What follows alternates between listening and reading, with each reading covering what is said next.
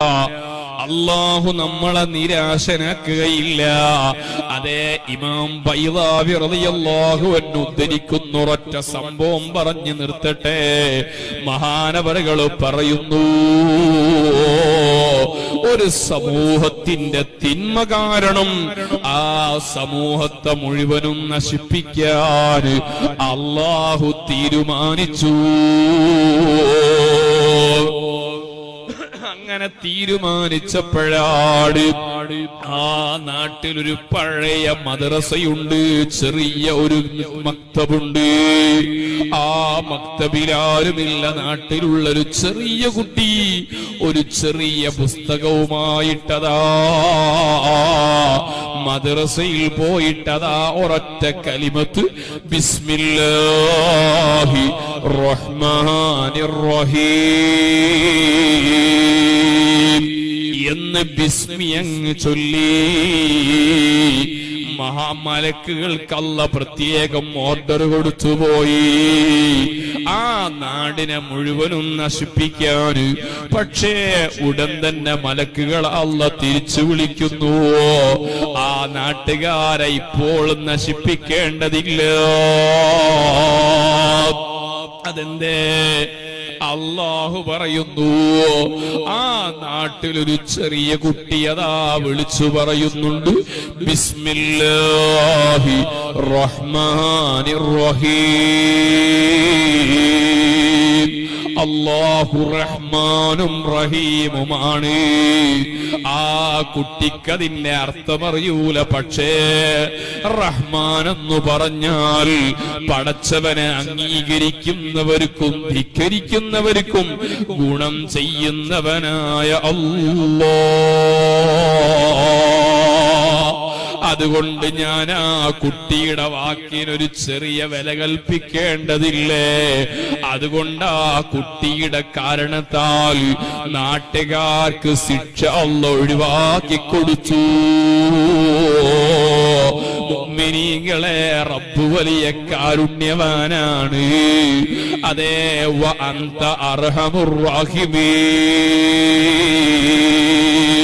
സൽമാനുൽ ഫാരിസി റളിയല്ലാഹു അൻഹു പറയുകയാണ്, നബി സല്ലല്ലാഹു അലൈഹി വസല്ലമ തങ്ങൾ ഞങ്ങളോട് നടത്തിയ പ്രഭാഷണത്തിൽ പ്രത്യേകമായിട്ട് ഞങ്ങളോട് എടുത്തു പറഞ്ഞത്, റമളാൻ മാസം വന്നു കഴിഞ്ഞാൽ വമൻ അദ്ദാ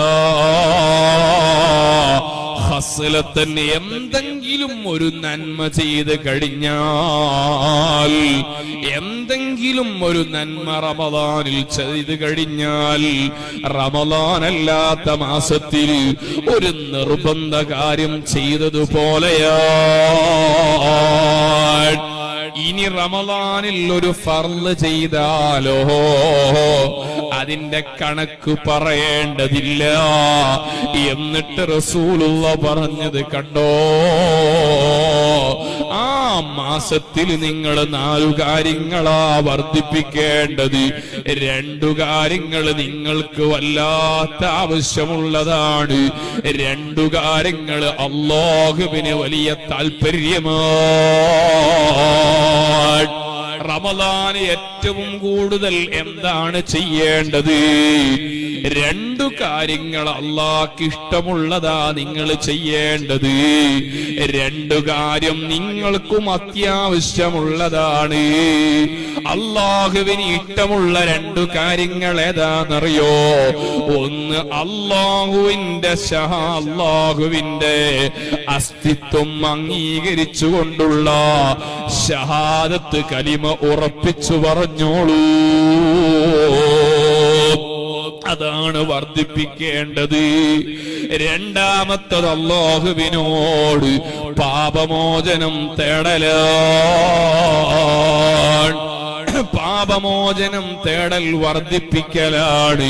ഇത് 2ഉം അല്ലാഹുവിന് വലിയ താല്പര്യമുള്ള വിഷയമാണെങ്കിൽ നിങ്ങൾക്ക് വലിയ ആവശ്യമുള്ള 2 കാര്യമുണ്ട്. അതിൽ ഒന്ന് അല്ലാഹുവിനോട് നിങ്ങൾ സ്വർഗം ചോദിക്കലാണ്. മറ്റൊന്ന് അല്ലാഹുവിനോട് നിങ്ങൾ നരകമോചനം തേടലാണ്. ഈ 4 കാര്യങ്ങളാണ് റമദാനിൽ നിങ്ങൾ വർദ്ധിപ്പിക്കേണ്ടത്. അതുകൊണ്ടാണ് റമദാൻ 1 മുതൽ അവസാനം വരെ നമ്മൾ പറയുന്ന വാചകോ അശ്ഹദു അല്ലാ ഇലാഹ ഇല്ലല്ലാഹ് അസ്തഗ്ഫിറുല്ലാഹ് അസ്അലുകൽ ജന്നത വഅഊദു ബിക മിനന്നാർ. അശ്ഹദു അല്ലാ ഇലാഹ ഇല്ലല്ലാഹ്. ഒന്നാമത്തെ അല്ലാഹുവിന് ഇഷ്ടപ്പെട്ട വിഷയം അല്ലാഹു ഏകനാണെന്ന് ഞാൻ സാക്ഷ്യപ്പെടുത്തുന്നു. രണ്ടാമത്തേത് അസ്തഗ്ഫിറുല്ലാഹ്. പടച്ചവനെ നിന്നോട് ഞാൻ പാപമോചനം തേടുന്നു.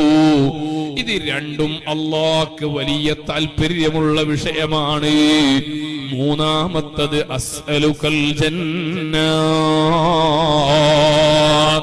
പടച്ചവനെ നിന്നോട് ഞാൻ സ്വർഗം ചോദിക്കുന്നു. വഅഊദു ബിക മിനന്നാർ. നിന്നോട് ഞാൻ നരകത്തെ തൊട്ട് കാവല് തേടുന്നു. ഇങ്ങനെ നബി സല്ലല്ലാഹു അലൈഹി വസല്ലമ തങ്ങൾ ഞങ്ങൾക്ക് പ്രത്യേകം റമദാനിനെ കുറിച്ച് പഠിപ്പിച്ചു തന്നത് ഒരൊറ്റ റമദാൻ 100 വർഷം ജീവിക്കുന്നതിനേക്കാൾ വലിയ മഹത്വമുള്ളതാണ് ഒരൊറ്റ റമദാന് കൊണ്ടുള്ള പുണ്യോ. അതുകൊണ്ട് നാളെ ആഖിറത്തിൽ മഹ്ശറയിൽ 50,000 കൊല്ലം ദിവസത്തിന്റെ ദൈർഘ്യമുള്ള ഒരു ദിവസം, അങ്ങനത്തെ വർഷങ്ങളാണ് മഹ്ശറയിലുള്ളത്. അവിടെ നമ്മൾക്ക് പിടിച്ചു നിൽക്കണോ? റമദാനിലെ ഓരോ നിമിഷങ്ങളും നഷ്ടപ്പെടാതെ സൂക്ഷിച്ചോളൂ. പുതിയ തലമുറയിൽ ഇന്ന് ഞാൻ നേരത്തെ സൂചിപ്പിച്ചതുപോലെ റമദാനാണെങ്കിലും അല്ലാത്ത സമയത്തും അതേ അറിയാതെ തിന്മകൾ വരുന്ന സോഷ്യൽ മീഡിയകൾ റമദാനിലൊന്ന് സലാം പറഞ്ഞോളൂ. വാട്സപ്പ് ഗ്രൂപ്പുകളിൽ നിന്നൊക്കെ ഒന്ന് ലെഫ്റ്റ് അടിച്ചുകൊണ്ട്, ഫേസ്ബുക്ക് ഒക്കെ ലോഗ് ഓഫ് ചെയ്തുകൊണ്ട് നിങ്ങളുടെ മൊബൈൽ ഫോണുകളെയും റമദാനിലേക്കൊന്ന് ഒരുക്കണേ. എന്നിട്ട് ഫോണുകളൊക്കെ ഒന്ന് നിയന്ത്രണം ഏർപ്പെടുത്തി ഖുർആനെ കയ്യിലെടുത്തോളൂ. ഇപ്പോഴേ മനസ്സറിഞ്ഞു പ്രാർത്ഥിക്കണം. അല്ലാഹ് റമദാനിലെ ആദ്യ നിമിഷം മുതൽ അവസാന നിമിഷം വരെ ധന്യമാക്കിയിട്ട് റമദാനിന്റെ